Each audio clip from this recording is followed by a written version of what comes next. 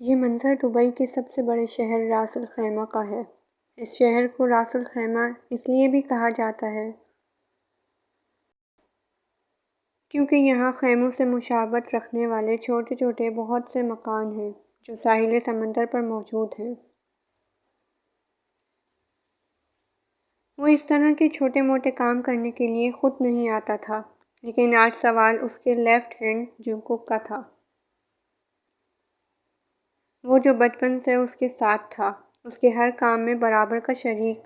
آج وہ اسے تنہا نہیں چھوڑ سکتا تھا۔ وہ اس وقت دبئی کی ایک بہت بڑی جیل میں تھا۔ اس کا وفادار ساتھی، اس پر جان نچھاور کرنے والے کو وہ آج اس طرح سے نہیں چھوڑ سکتا تھا۔ یہ سچ تھا کہ ڈان کو اس سے محبت نہ تھی، نہ کوئی دلی وابستگی تھی، مگر وہ اس کے لیے جان دینے کا حوصلہ رکھتا تھا، اور ڈان کو ایسے ہی لوگوں کی ضرورت تھی۔ رات 1 بجے کا وقت تھا۔ راس الخیمہ شہر دن میں جتنا ویران اور خاموش ہوتا، رات میں اتنا ہی روشنیوں سے بھرا ہوتا، اور ڈان اکثر اپنے کام روشنیوں میں کرنے کا عادی تھا، کیونکہ اسے پتہ تھا کہ گناہ کار کو اس کا گناہ نہیں بلکہ گناہ چھپانے کا طریقہ مار دیتا ہے۔ اس لیے وہ جو بھی کرتا کھلے عام کرتا۔ وہ اپنے کسی بھی کام میں کوئی غلطی نہیں کرتا تھا۔ شاید یہی وجہ تھی کہ 32 سال کی عمر میں ہی وہ انڈر ورلڈ کا ڈان تھا۔ گناہوں کی دنیا میں قدم رکھتے ہی ڈان نے اس شہر میں ڈان نامی کئی کیڑے مکوڑوں کو مسل دیا۔ دبئی کا بچہ بچہ ڈان ڈیول کو جانتا تھا، بھی اس کی شکل سے واقف نہ تھا۔ وہ اتنی صفائی اور ہوشیاری سے کام کرتا کہ ساتھ کھڑے جمن کو بھی نہیں پتہ چلتا۔ جنگکوک بے گناہ نہیں تھا، اس نے بھی کئی گناہ کیے تھے، لیکن جس چیز کا الزام اسے دیا جا رہا تھا وہ اس نے نہیں کیا تھا، اور ڈان کو یہ منظور نہیں تھا کہ اس کی ٹیم میں کسی کو بھی اس طرح ٹارگیٹ کیا جائے۔ اسے جن لوگوں سے مطلب نہ ہوتا ان سے وہ کوئی تعلق نہیں رکھتا تھا، نہ ہی دوستی اور نہ ہی دشمنی۔ لیکن واسق ملک نے اسے سامنے سے للکارا تھا۔ اس نے ڈان کے لیفٹ ہینڈ جنگکوک پر الزام لگا کر اسے جیل میں ڈلوایا تھا، اور یہ بات ڈان کو غصہ دلا رہی تھی۔ واسق ملک جو اسے فون پر دھمکی دے چکا تھا کہ وہ جنگکوک کو پھانسی کے پھندے تک پہنچائے گا، اس وقت اس سے چھپ کر ان چھوٹے چھوٹے مکانوں میں سے کسی ایک مکان میں تھا۔ اس واسق کو کہا تھا کہ چھپنے سے بہتر ہے کہ وہ سامنے آ کر اس سے بات کرے، لیکن واسق نہ مانا۔ اسی وجہ سے آج جنگکوک 1 ہفتے سے زیادہ وقت سے جیل میں تھا۔ وہ ڈان کا لیفٹ ہینڈ تھا، اسے جیل میں کسی بھی چیز کی کمی نہیں تھی، اے سی، ٹی وی، بیڈ۔ وہ ڈان کا خاص آدمی تھا، اسے ہر چیز مہیا تھی، لیکن جیل سے زیادہ ڈان کو یہاں اس کی ضرورت تھی، جس کے لیے جنگکوک کا باہر ہونا ضروری تھا۔ وہ تنگ گلیوں سے نکلتا ہوا ایک گھر میں داخل ہوا جہاں اس کے ایک آدمی کو زمین پر بٹھائے اس کے سر پر بندوق تانے کھڑے تھے۔ ڈیول خاموشی سے صوفے پر آ کر بیٹھ گیا۔ جب کاٹنے کی اوقات نہ ہو تو بھونکنا نہیں چاہیے، وہ اس کے سامنے شان بے نیازی سے صوفے پر بیٹھا بولا۔ یہ ہے ڈان ڈیول، کم ٹے ہنگ۔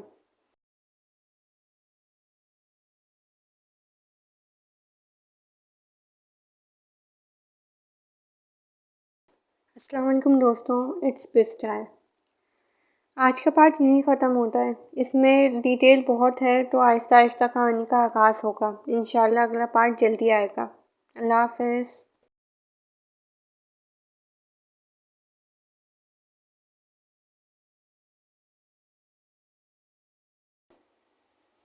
اب تک واسق کو ڈان کے سامنے اپنی اوقات کا اندازہ ہو چکا تھا۔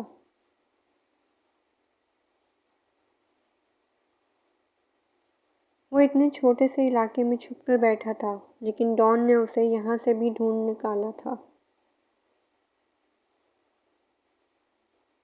مجھے معاف کر دو ڈیول، مجھ سے غلطی ہو گئی۔ تم جیسا کہو گے میں ویسا کروں گا۔ پلیز مجھے مت مارنا۔ اسے جیسے ہی اندازہ ہوا کہ اب وہ اس سے بچ نہیں سکتا تو وہ رونے لگا۔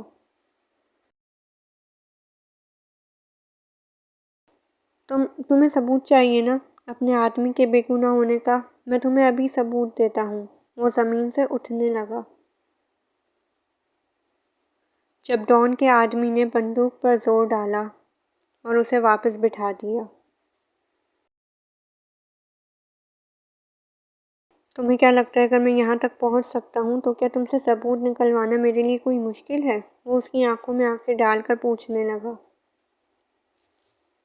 ویسے بہت صفائی سے کام کیا ہے تم نے۔ مجھے تمہارا کام کرنے کا انداز پسند آیا۔ اس کے لہجے میں واسق ملک اپنا مذاق اڑتا محسوس کر رہا تھا۔ تمہیں کیا لگتا ہے واسق، میرے لیے شارف کو چھڑانا مشکل ہے؟ نہیں، میں جب چاہوں اسے جیل سے نکلوا سکتا ہوں۔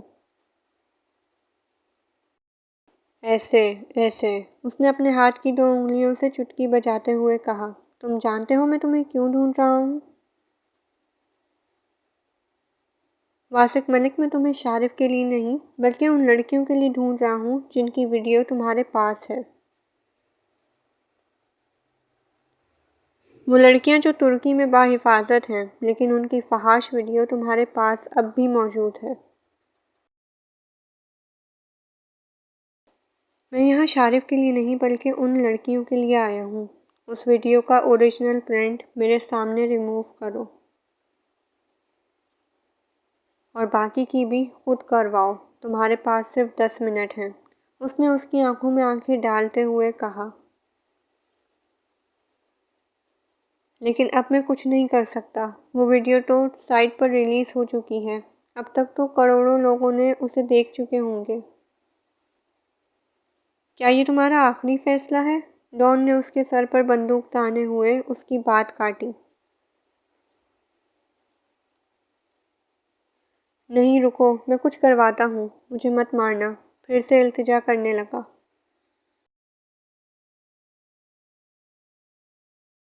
10 منٹ۔ ڈان کا لہجہ صفاق تھا اور پھر سامنے کھڑا شخص اسے اپنے کرتب دکھانے لگا۔ اپنی جان بچانے کے لیے وہ شخص کچھ بھی کرنے کو تیار تھا۔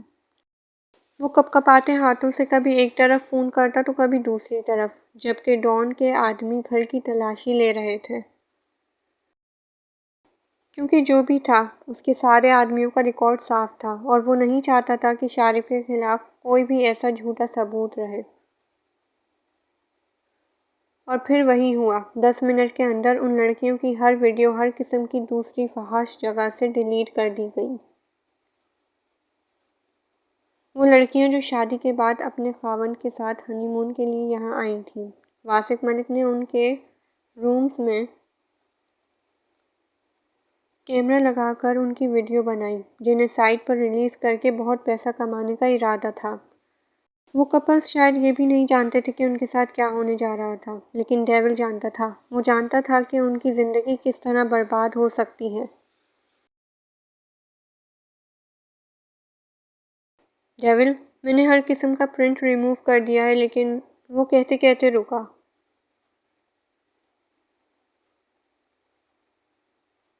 لیکن کیا؟ ڈیول غصے سے چلایا۔ ان ویڈیو کا ایک کلپ پاکستان پہنچا دیا گیا ہے۔ اس کی بات سن کر ڈیول نے ایک نظر پاس کھڑے جمن پر ڈالی، جو کہتا تھا کہ اس کا ملک بہت پاک صاف ہے، بہت نیک ہے، اس کے ملک میں کوئی فحش کام نہیں ہوتا۔ لیکن اب پاکستان بھی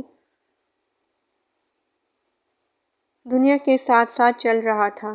جمن اس سے نگاہ نہیں ملا پا رہا تھا۔ کوئی بات نہیں، پاکستان سے میں نکلوا لوں گا۔ 1 ہفتے بعد صدیق کی بیٹی معصومہ یہاں آنے والی ہے، میں اسے کہہ دوں گا وہ لے آئے گی۔ یہ ہے پارک جمن، خضر، ڈان ڈیول کا رائٹ ہینڈ مین۔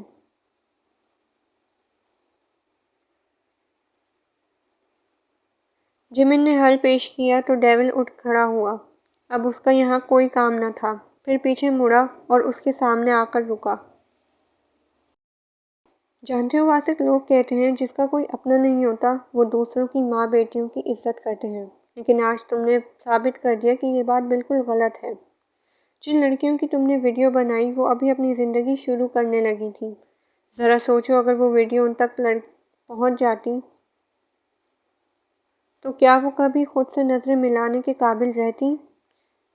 چوری کرو، ڈاکہ ڈالو، قتل کرو، لیکن ڈیول زنا نہیں کرنے دے گا۔ تم ایک اچھے آدمی تھے واسق۔ وہ رکا، مگر تھے۔